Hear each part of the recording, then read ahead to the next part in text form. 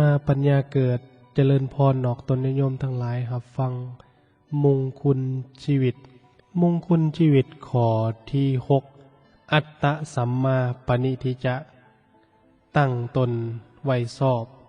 เอื้อที่พาขึ้นอยู่กลางมหาสมุทรจะแล่นหอดฝั่งใด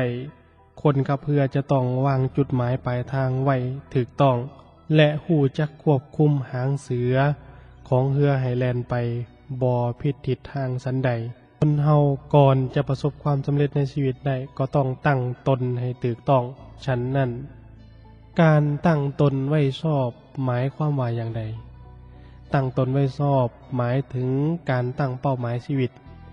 ทั้งทางโลกและทางธรรมไว้อย่างถูกต้องแล้วถนอมสร้างตนให้ดำเนินชีวิตไปตามเป้าหมายนั้นๆด้วยความระมัดระวังการตั้งตนไว้ชอบเป็นสิ่งสำคัญหลายเป็นขั้นตอนทำอิฐในการสร้างตนให้มีความสุขความเจริญก้าวหน้าในชีวิตเพราะถ้าไผตั้งเป้าหมายชีวิตไว้ผิดเส้นตั้งเป้าหมายไว้ว่าจะเป็นโจรที่ปุ่นเก่งที่สุดหรือจะเป็นนักผลิตเฮโรอีนที่เก่งที่สุดและพยายามดำเนินชีวิตไปตามคนนั้นก็บ่มีทางที่จะมีความสุขความเจริญก้าวหน้าได้ถึงแม้นว่าจะไปสอกแสวงหาความรู้ความสามารถได้ปานใดก็ตาม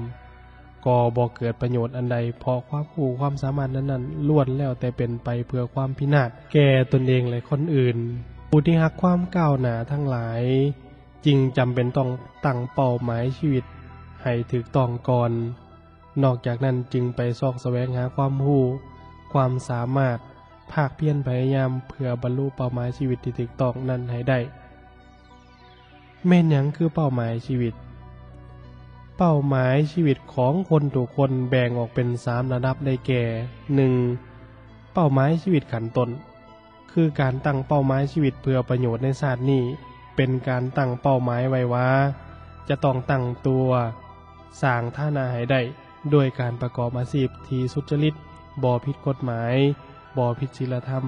จะเป็นอาชีพหยังก็แล้วแต่ความถนัดของแต่ละบุคคลจะเป็นนักธุรกิจแพทย์หมอพนักงานทหารตำรวจชาวไหนาพ่อค้ากรรมกรหรืออื่นๆก็ได้ทั้งนั้นขอเพียงให้เป็นอาชีพที่สุจริตก็พอและเมื่อตั้งเป้าหมายชีวิตไว้แล้วก็มุ่งมานะฝึกฝนตนเองสร้างตนให้บรรลุเป้าหมายนั้นๆให้ได้หนูตัวน้อยๆยังสู่ซนอดสาขุดขวัดหู้อยู่ได้นกกระจอกตัวน้อยๆยังสู่ซนอดสาสารสร้างเฮือนหั่งอยู่ได้เฮาเกิดมาเป็นคนทั้งทีก็ต้องสู่ซนสร้างฐานะให้ดีให้ได้ 2. เป้าหมายชีวิตขั้นกลางคือการตั้งเป้าหมายชีวิตเพื่อประโยชน์ในชาติหน้าเป็นการตั้งเป้าหมายชีวิตไว้ว่านอกจากพยายามสร้างฐานะตนให้ได้แล้วก็ยังต้องตั้งใจสร้างบุญกุศลอย่างเต็มทีในทุกโอกาสที่อำนวยให้เพื่อสะสมไว้เป็นทุนเป็นเสบียงในภพชาติหน้าต่อไปเพราะว่าสัตว์โลกทั้งหลายตายแล้วบ่สูญตราบใดยังบ่หมดกิเลสก็ยังต้องเกิดใหม่อีกเรื่อยไปคนบางคนคิดแต่จะหาประโยชน์เฉพาะในชาตินี้โดยบ่คิดถึงประโยชน์ในชาติหน้าเลยคิดแต่จะหาทรัพย์สินจะตั้งฐานะให้ได้โดยบ่ประกอบการบุญกุศลอันใดเลยเฮาลองคิดเบิ่งว่าชีวิตของคนประเภทนี้จะมีคุณค่าพอปานใดตั้งแต่เกิดมาก็อาศัยพ่อแม่เลี้ยงใหญ่ขึ้นแต่ก็เรียนหนังสือหาความรู้คันใหญ่ขึ้นมาอีกก็หาเวียกเฮ็ดงานทำมีครอบครัวเลี้ยงลูกเลี้ยงหลานดิ้นรนหาสิ่งต่างๆมาบำรุงบำเรอตนแล้วก็เฒ่าแก่ตายไปเบิ่งพวกนกพวกกาเป็นตัวอย่างตั้งแต่น้อยก็อาศัยการเลี้ยงเกลือสอนบินสอนให้รู้จักหาอาหารการกินคันใหญ่ขึ้นมาก็ย้ายเฮือน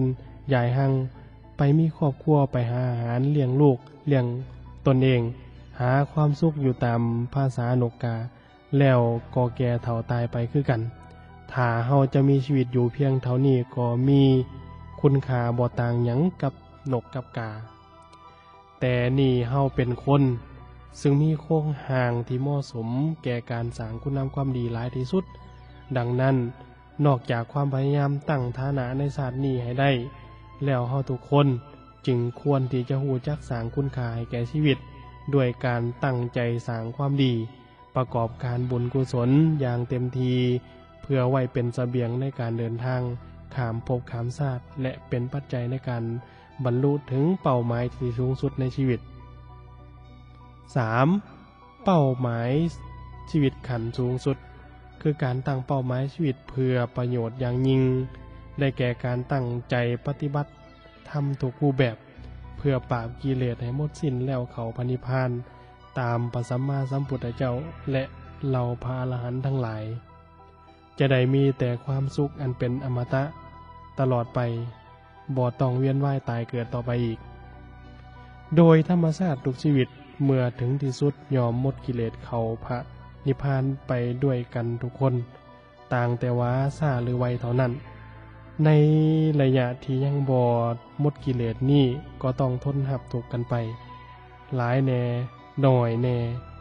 ตามกรรมที่ตนเองได้กระสร้างไว้เฮาเวียนว่ายตายกันมานับภพนับชาติบ่ถ้วนแล้วถ้ามีไผสามารถเอากระดูกของเฮาทุกชาติมากองร่วมเขากันก็จะสูงท่วมภูเขาถ้าเอาน้ำตาของเฮาที่ไหลออกมาเพราะความทุกข์ในทุกๆชาติมารวมเขากันก็จะหลายกว่าแม่น้ำในมหาสมุทรอีกไผสามารถเข้าพระนิพพานได้ก่อนก็หมดก่อนผู้ที่ยังอยู่ก็ต้องเวียนว่ายตายเกิดในทะเลแห่งความทุกข์แห่งวัฏสงสารต่อไปแม้นพระสัมมาสัมพุทธเจ้าเมื่อยังเป็นโพธิสัตว์อยู่ก็ต้องเวียนว่ายตายเกิดเช่นเดียวกับพวกเฮา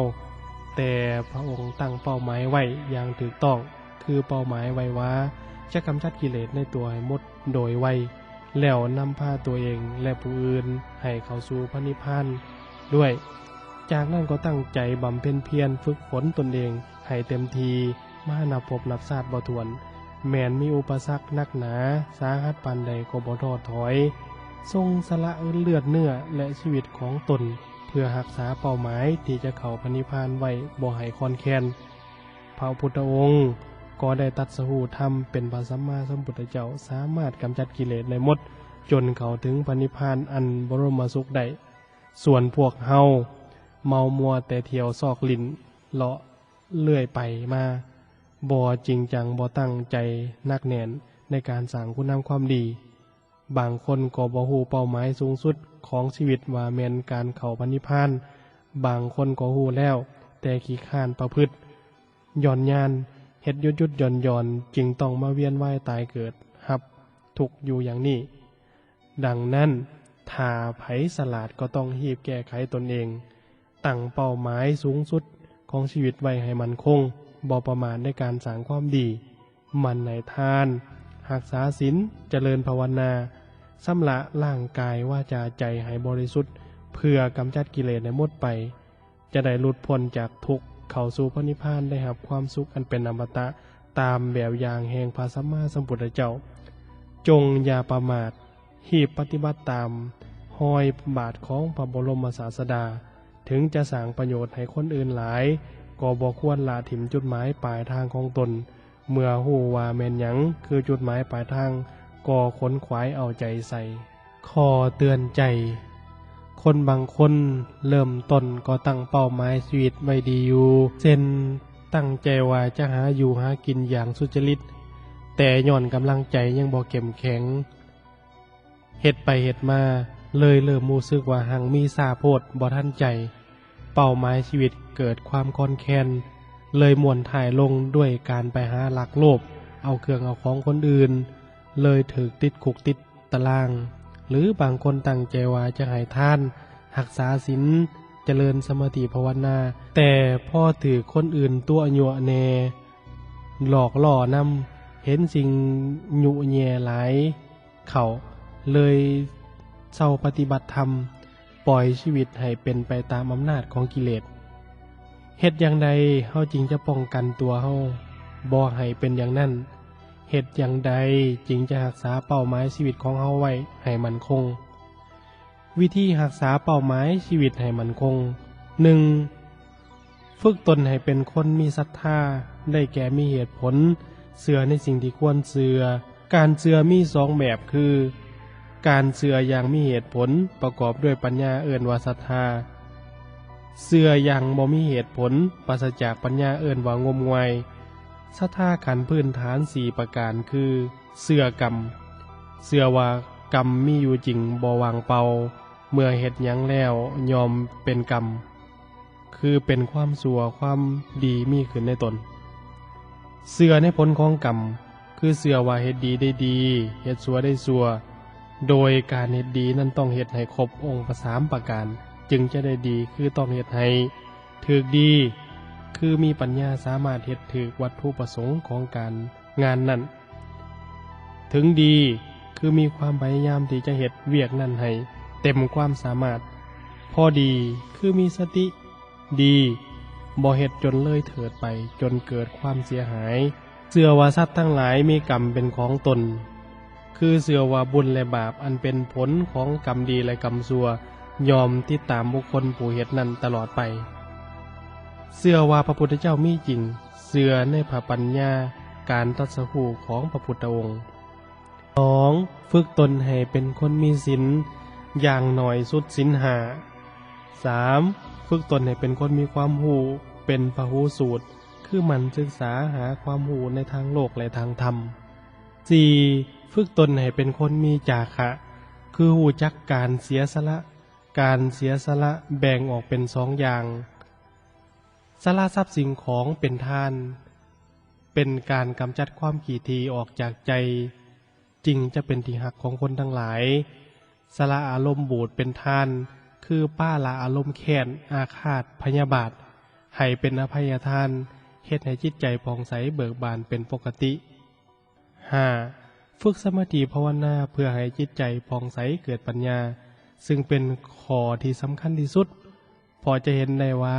เหตุที่เฮ็ดให้เป้าหมายชีวิตของคนเฮาสั่นคลอนนั้นเป็นพอใจของคนเฮาขาดความมั่นคงทนต่อความยุ่แย่ยั่วยวนบ่ได้การฝึกสมาธิภาวนาเป็นการฝึกใจโดยกงเฮ็ดให้ใจเฮามีพลังมีความหนักแน่นเข้มแข็งในการรักษาเป้าหมายชีวิตไว้ได้อย่างสมบูรณ์การฝึกทั้ง5ประการนิยมเอิ้นว่าสาระธรรมแปลว่าธรรมที่เป็นแกนถ้าผู้ใดมีคุณธรรมทั้ง5ข้อนี้ชื่อว่าเป็นคนที่มีแกนคนอย่างแท้จริงสามารถตั้งตนไว้ชอบได้อานิสงส์ของการตั้งตนไว้ชอบ 1. เป็นผู้สามารถเพิ่งตนเองได้ 2. เป็นผู้บ่ประมาท 3. เป็นผู้กล้าเกียมไว้ดีแล้วก่อนตาย 4. เป็นผู้มีความสุขความสบายดีในทุกบอนทุกที 5. เป็นผู้บูชาพระรัตนตรัยอย่างสูงสุด 6. เป็นพลเมืองดีของประเทศชาติ 7. เป็นตัวอย่างที่ดีแก่อนุชนคนรุ่นหลัง 8. เป็นผู้ป้องกันภัยในอบายภูมิ 9. เป็นผู้มีแก่นคนสามารถตักตวงผลประโยชน์จากชีวิตอย่างเต็มที่ 10. เป็นผู้รับทรัพย์สมบัติ 3 ได้โดยง่ายคือมนุษย์สมบัติทิพสมบัติและพระนิพพานสมบัติเมื่อทานทั้งหลายตั้งตนไว้ชอบไว้ถูกต้องแล้ว